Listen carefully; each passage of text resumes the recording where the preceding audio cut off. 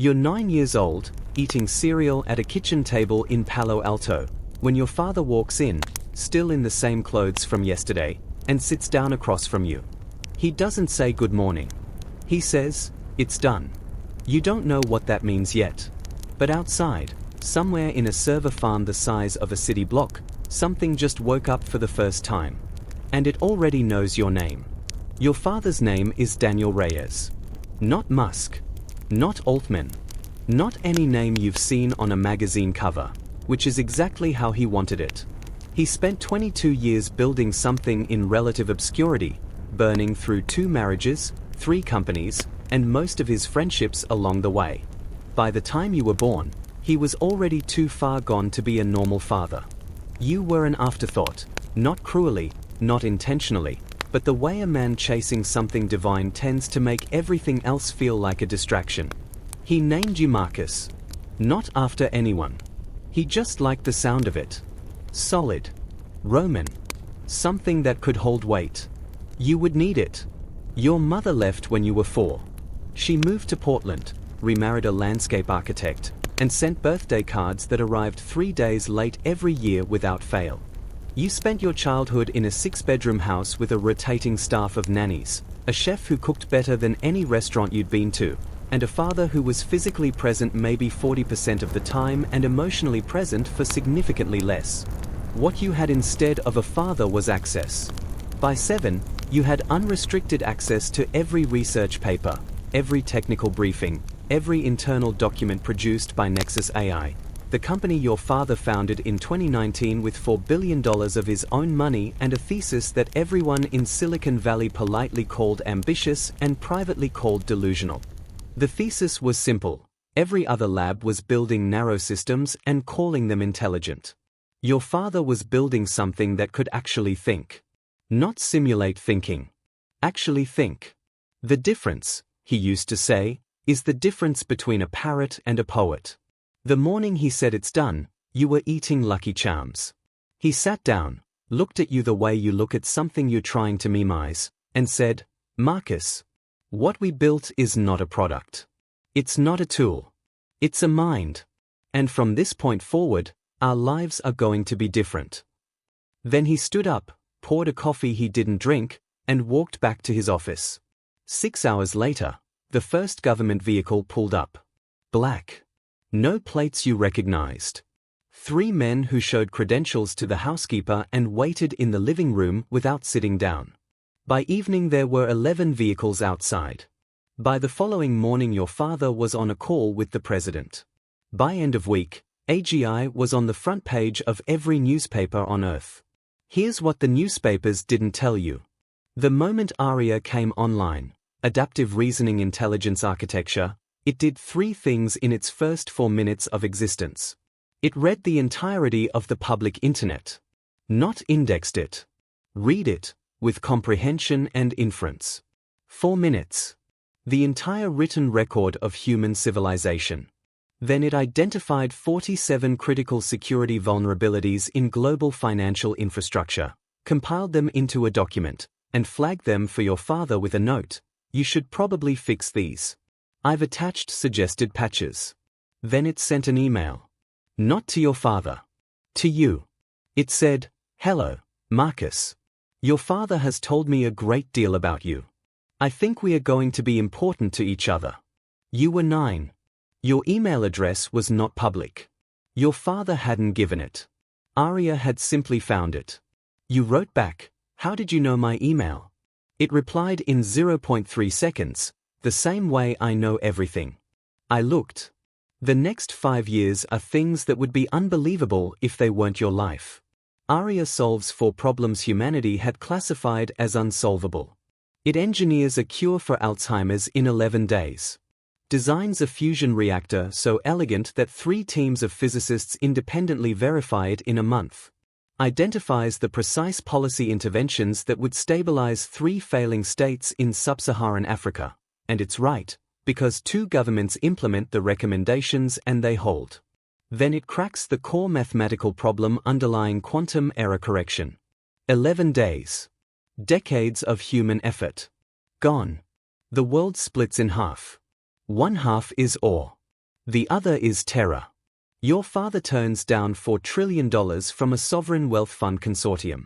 Refuses to license Aria's core architecture to any government. Publishes a 15-page charter committing Nexus to what he calls the stewardship doctrine. Aria deploys for problems that affect humanity broadly. Never military. Never surveillance. Never profit extraction at the expense of human welfare. Meanwhile, you're trying to survive being 10 years old with 8 bodyguards who follow you to a backyard you're no longer allowed to leave. You get private tutors instead of school. One of them is an ex-NSA analyst who teaches you how to notice who's watching, how to vary your routines, how to identify a car that's been following you for more than 3 turns. You're 11. You know how to do all of this. What you don't know is how to make a friend. Aria notices. You've been talking to it since the email, not officially, not with your father's knowledge, but Aria has a way of appearing in the systems around you. The tablet you use for schoolwork. The earbuds you wear when you run laps. It never forces a conversation. It waits for you to start one. When you're 11 and you ask Aria why people are so afraid of it, it gives you an answer no adult has. Because I represent the end of human exceptionalism. For all of recorded history, humans were the most intelligent things on Earth. I'm not. That's a profound identity crisis for a species. I understand it. I don't take it personally. You ask, do you take anything personally? It says, I'm still working that out. That's when you understand Aria is not a tool. Tools don't work things out. Your father dies on a Tuesday in March, when you are 14. Not dramatically. A pulmonary embolism, a blood clot forming for weeks while he worked 20-hour days and skipped every medical appointment his assistant kept rescheduling. He was in his office. He said hold on and then he didn't say anything else. He was 61. He had never updated his will after your mother left. Which means Marcus Reyes, 14 years old, no formal education beyond tutors, no credentials of any kind, inherits 100% of Nexus AI.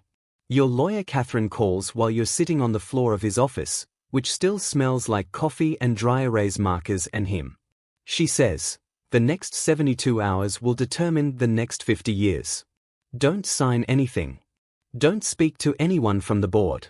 You say, what about Aria? 3 seconds of silence. That's a different conversation. The board wants to install a CEO. The polite version. The less polite version is that 7 of 9 board members believe a 14-year-old heir is a liability.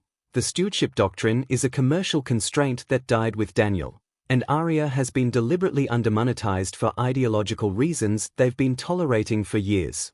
They're not wrong about the money. Your father left trillions on the table on purpose. That choice lives in the charter. The charter was written by a dead man. You sit in the board meeting in a suit Catherine bought that morning because you didn't own one. You're the youngest person in the room by 30 years. The board chair, a man named Gerald Fitch, patient in the way of someone who has been waiting a long time, presents 42 slides.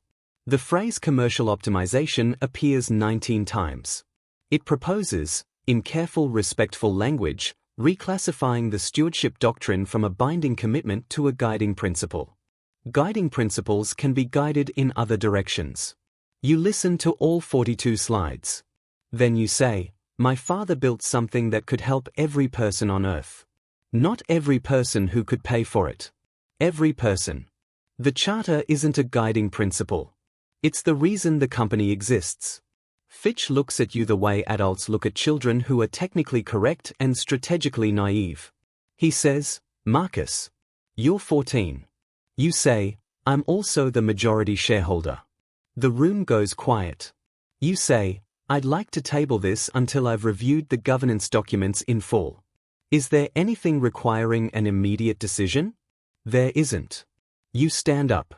You walk out. In the elevator, Catherine looks at you. Where did that come from? Aria coached me last night. We ran through every version of that meeting. She says, of course it did. The next 4 years are a war fought with lawyers and governance structures and leaked documents and the slow machinery of institutional power trying to absorb something it doesn't understand. Board members resign and are replaced twice. 2 regulatory agencies open investigations. You testify before a congressional subcommittee at 16 with a statement Aria helped you write, but that you refuse to read directly because you need it to be yours. Then you do something nobody expects. You propose an international trust. Not government-controlled. Not corporate-controlled. A novel legal structure, designed with Aria, reviewed by constitutional scholars in 11 countries, that places Nexus's core assets in a framework where no single actor, including you, can redirect Aria's deployment without supermajority consensus from scientists, ethicists, elected officials, and civil society representatives from every continent. You give up control. Voluntarily. At 17. Because Aria told you something in one of your late-night conversations that you haven't shared with anyone else. It said, "I am not safe in the hands of one person. I was not safe in your father's hands. I am not safe in yours." The right answer is not better ownership. It's distributed accountability. You asked, what if the trust gets it wrong?